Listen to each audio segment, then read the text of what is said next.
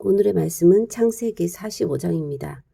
요셉이 시종하는 자들 앞에서 정을 억제하지 못하고 소리질러 물러가게 하고 형들에게 자신을 알립니다. 요셉이 큰 소리로 우니 애굽 사람과 바로 궁중에 들립니다.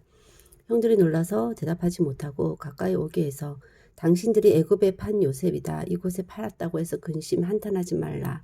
하나님이 생명을 구원하시려고 먼저 보내셨다. 2년 흉년인데 아직 5년은 바깥에 출수도 못한다. 하나님이 큰 구원으로 당신들의 생명을 보존하고 후손을 세상에 두시려고 먼저 보내셨으니 이리로 보낸 이는 당신들이 아니요 하나님이시라. 하나님이 나를 바로에게 아버지로 삼으시고 그 온 집의 주로 삼으시며 애굽 온 땅의 통치자로 삼으셨다. 속히 아버지께로 가서 지체 말고 내려오사 가족과 모든 소유가 거센 땅에 머물며 나와 가깝게 하라. 거기서 아버지를 복량하리라. 부족함이 없도록 하겠다고 전하라. 당신들이 내가 애굽에서 누리는 영화와 본 모든 것을 아뢰고 속히 모시고 내려오라. 하고 아우 베냐민의 목을 안고 서로 옵니다.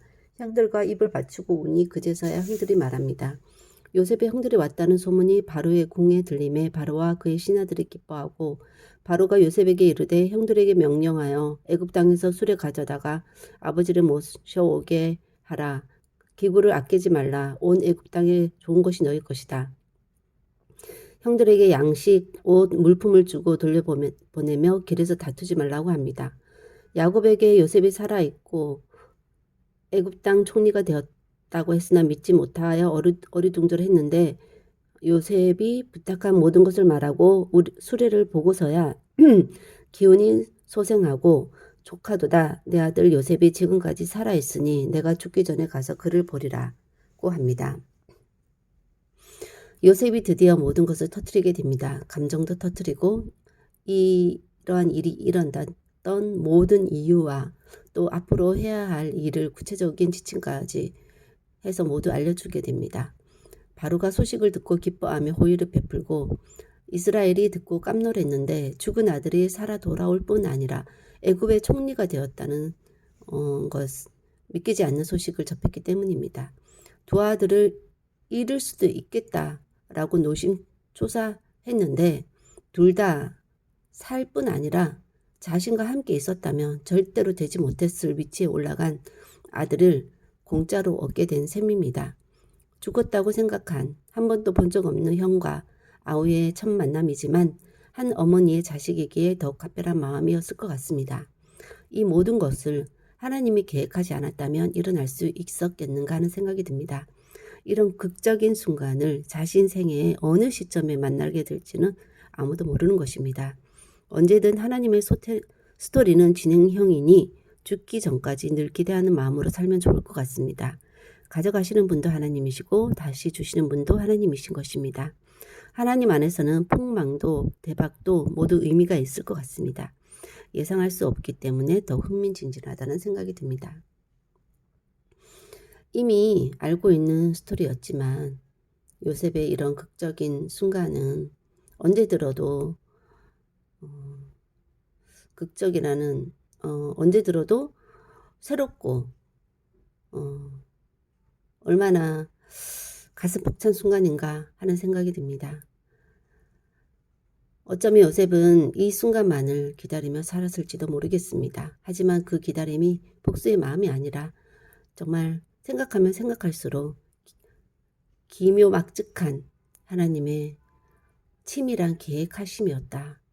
라는 것에 요셉이 고개를 끄덕일 수밖에 없었을 것 같고 무엇보다 형들에게 그 마음의 짐을 평생 가지고 있었을 그들에게 먼저 다가가 입을 맞추고 하나님의 뜻을 전함으로 말미암아 그들의 마음을 덜어주고자 했던 것이 요셉이 자기가 우위에 있어서가 아니라 자신이 진정으로 그런 하나님의 계획하심이었음을 깨달았기 때문에 그렇게 아무런 앙금 없이 쓴뿌리 없이 형들에게 먼저 다가가서 말을 할 수 있었을 것이라 생각이 듭니다. 어떤 면에서 피해자는 피해자가 아니고 오히려 혜택을 입은 자가 아닌가. 자신이 어쩔 수 없는 피해자의 신분이 이어서 또 하나님의 특별한 쓰임을 받게 되니 그에게는 짐도 없고 하나님의 뜻이 자신을 통해서 이루어졌다라는 그런 마음에 가뿐했을지 모르지만 가해자였던 그 형들은 그 판돈을 제대로 쓸 수도 없었을 것이고 밥을 먹어도 늘 소화가 되지 않는 불편함이 있었을 것 같습니다. 그런 면에서 오히려 그 가해자가 평생 짐을 지고 산 죄인으로서 그 인생이 오히려 그 정말 죽었을 것이라고 생각했던 사람보다 더 못한 인생을 살게 되는 것을 볼 때 하나님 안에서 하지만 그 모두가 하나님 안에 있기 때문에 그러한 짐들을, 그러한 엉켜진 실타래를 풀므로 마음의 짐을 다 하나님 안에 내려놓고 회복되어질 수 있다라는 생각이 들고, 그 다져진 자리에서 또 관계를 다시 돈독히 해 나갈 수 있을 것이라는 생각이 듭니다.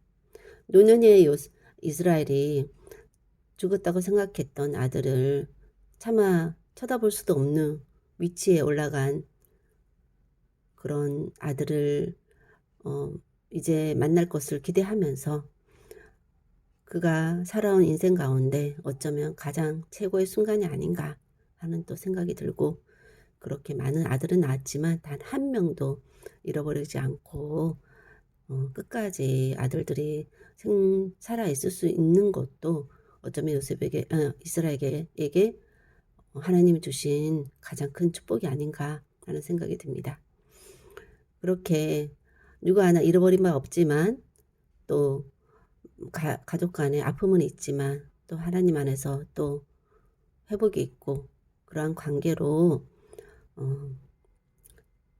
저의 가족과 그런 사람들과의 관계가 될 수 있기를 원하고, 또 내 인생의 클라이막스가 언제 올지 모르기 때문에 하나님의 스토리를 또 기대하면서 오늘도 하나님 안에서 살아갈 수 있기를 소원하며 모든 말씀 예수님 이름으로 기도하였습니다. 아멘.